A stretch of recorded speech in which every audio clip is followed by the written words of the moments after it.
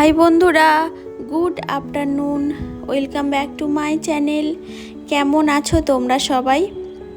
আজ হলো বৃহস্পতিবার আর এখন সময় হচ্ছে 3টে বেজে গেছে দুপুরবেলায়।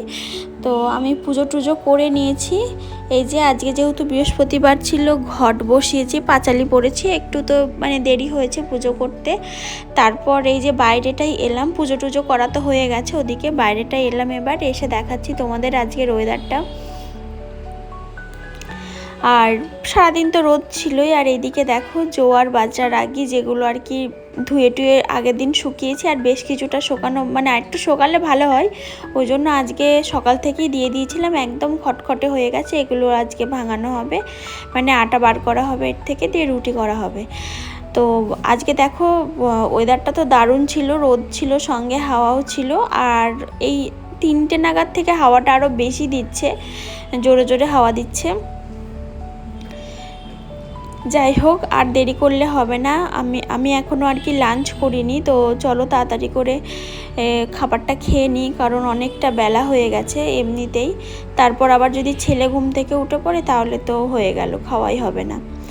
তো আজকে কি মেনুতে ছিল বলছি, তার আগে দেখো ভাত নিয়ে নিয়েছি, আর নিয়েছি শিম বাটা। তো এত দারুণ হয়েছিল শিম বাটাটা, আর কি বলবো, শিম বাটা দিয়েই সব ভাত খাওয়া যায়, এরকম একটা ব্যাপার। আর আমরা খুব ভালো খাই আর কি। তো আজকে ছিল হচ্ছে পটল সিদ্ধ, উচ্ছে সিদ্ধ, আর এই শিম বাটা, আর হচ্ছে ভোলা মাছের ঝোল। এই আজকে মেনু রান্না বান্না করেছিলাম। আর তারপর খাওয়া দাওয়ার পর ভাবলাম যে ছেলে তো উঠে পড়েছে, ওই জন্য তো আর ঘুমের কোনো ব্যাপার নেই, ওই জন্য ভাবলাম যে রাতের ব্যবস্থাটা করে রেখে দিই। এদিকে ফ্রিজ থেকে আমি ভেন্ডিগুলো অনেক আগে, 2-3 ঘন্টা আগে জলের মধ্যে ভিজিয়ে রেখেছিলাম। তো তারপরে বেশ করে ধুয়ে ওগুলোকে এখন কেটে রেখে দিই, রাত্রিবেলা করে ভাজা হবে, সন্ধ্যাবেলায় ভেজে নেব, তাহলে ভেন্ডি ভাজা আর রুটি হবে। আর এই দিকে দেখো যে ভেন্ডিগুলো কচি সেগুলো তো ভাজার জন্য নিচ্ছি, আর যে ভেন্ডিগুলো একটু বুড়ো বা পাকা সেইগুলোকে আলাদাভাবে রেখে দিচ্ছি, ওগুলো দিয়ে আমি ঝাল করে নেব। এই প্ল্যানই আর কি করছি। এখনও ফ্রিজে অনেক ভেন্ডি রয়েছে, দরকার হলে সেগুলোও নিয়ে নেব। আর এই ভেন্ডিটা দেখো এত পাকা, এটা ছুরিটা ঢুকলোই না যে আমি কাটবো, ঠিক ওই জন্য ওটাকে পাশে রেখে দিলাম একদমই।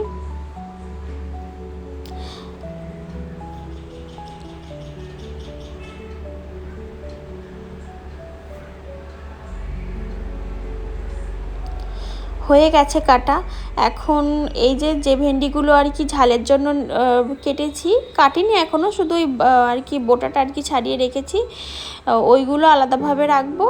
আর এই যে ভাজারটা আলাদা, আর ওই ঝালেরটা আলাদা। ঝালের আরও কটা ভেন্ডি লাগবে, তো নিয়ে নেব। আর এদিকে আমি আমার ছেলেকে বলছি যে তুমি বাজে ছেলে, ওই জন্য ও কাঁদছে। তারপরে বললাম না না, আয়ান্স গুড বয়, আবার ঠিক হয়ে গেল। যাই হোক, তারপর একটু শুয়ে বসেছিলাম, ফোন দেখছিলাম। তো এখন চলে এলাম রান্নাঘরে। বেশ কিছু বাসন আর কি জমেছে দুপুরবেলা খাওয়া দাওয়ার পর, আমি আর মাজিনি, ভালো লাগছিল না, তো ওইগুলোই এখন পরিষ্কার করব।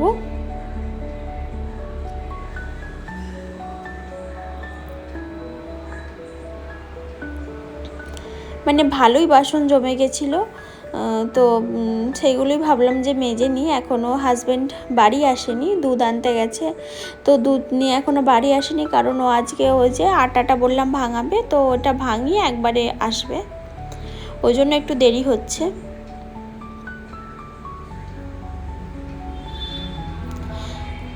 এখনও সন্ধে দেওয়া হয়নি, এই বাসন টাসন মেজে গা হাত পা ধুয়ে তারপরে সন্ধে দেব, এইসবই আর কি ভাবছি। তারপর ডিনারটা বানাবো।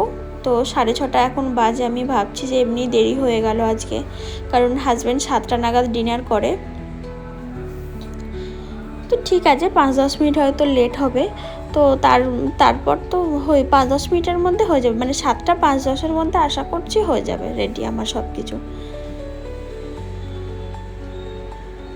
এই যে টেবিলেও বেশ কিছু বাসন ছিল, তো সেগুলোও নিয়ে এলাম, এখন সবই মেজে নেবো। আর কড়াইটা তো প্রত্যেক দিনই জোর দিয়ে মাজতে হয়, হাতে চাপ দিয়ে আর কি।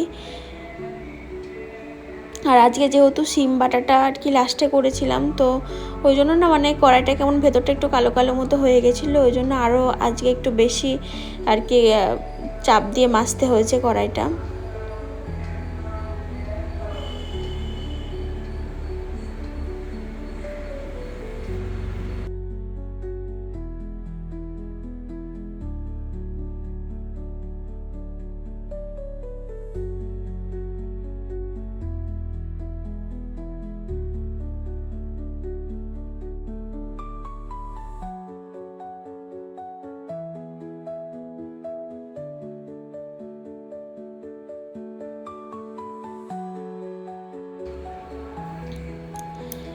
তারপর এদিকে সন্ধে দিতে চলে এসেছি। সন্ধেটা দেওয়া হয়ে গেছে, একটু কর্পূরও দেখিয়েছিলাম, তো কর্পূরটা মানে নিভে গেল লাস্টে।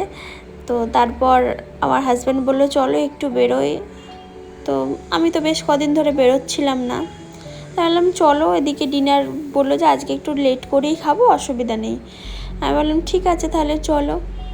তো ওই জন্য রেডি হয়ে নিয়েছি। আর ওর ফোনটা হয়ে গেছে সুইচ অফ, ওই জন্য চার্জে বসিয়ে তারপরে বললো যে বেরোবে।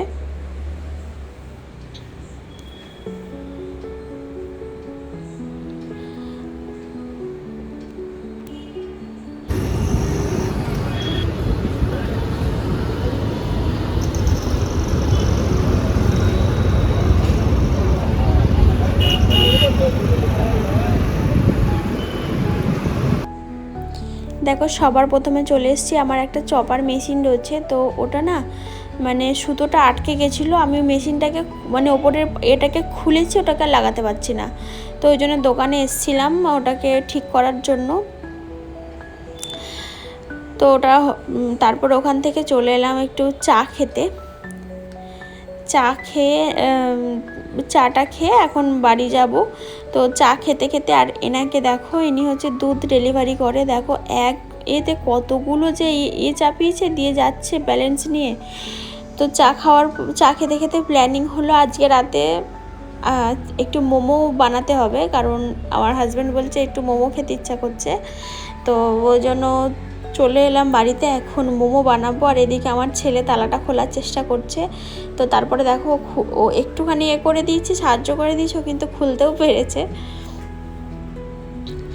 তারপরে ঝটপট করে আর কোনো দিকে তাকাইনি, মোমোর প্রিপারেশান করে নিয়েছি। আর এদিকে দেখো বয়েল করতে বসেও দিয়েছি। এখানে মোমো বসিয়েছি, এখানে হচ্ছে স্যুপটা বসিয়েছি চিকেন, আর এই দিকেও আমি মোমো বসিয়ে দিয়েছি। তাহলে দুদিকে বসিয়ে দিলে আর আমাকে করতে হবে না, এতেই হয়ে যাবে আমাদের। আর এর নিচে যে জলটা রয়েছে, এই জলটাতে আমি বসিয়েছি হচ্ছে টমেটো সিদ্ধ, কারণ টমেটো মানে ঝাল ঝাল চাটনিটা বানাতে হবে, ওই জন্য বসিয়ে দিয়েছি। আর এই যে আজকের ডিনার ছিল আমাদের এইটা, চিকেন স্যুপ, মোমো আর মোমোর লাল লাল একদম চাটনি, দারুণ হয়েছিল, চাটনিটাও দারুণ হয়েছিল খেতে। যাই হোক, এই ছিল আজকের ডিনার। তো এখন আমার এটা হাজব্যান্ডের থালা ছিল, তারপরে আমারটাও বেড়ে নিলাম, আমার ছেলেরটাও নিয়ে নিলাম, তো ওটা ঝাল ছাড়া করতে হয়। তো খাওয়া দাওয়া করেছি, এই যে এখন ঘরেও চলে এসেছে, এখন ছেলের সাথে একটু খেলা করব মানে খেলা করবে আর কি, ওর সাথে থাকবো একটু, তারপর শুয়ে পড়বো। এখন কিন্তু অনেকটাই রাত হয়ে গেছে, আজকে 11টা বেজে গেছে। তো আজকে এই পর্যন্তই, সবাইকে জানাই গুড নাইট, আবার নেক্সট ভিডিওতে দেখা।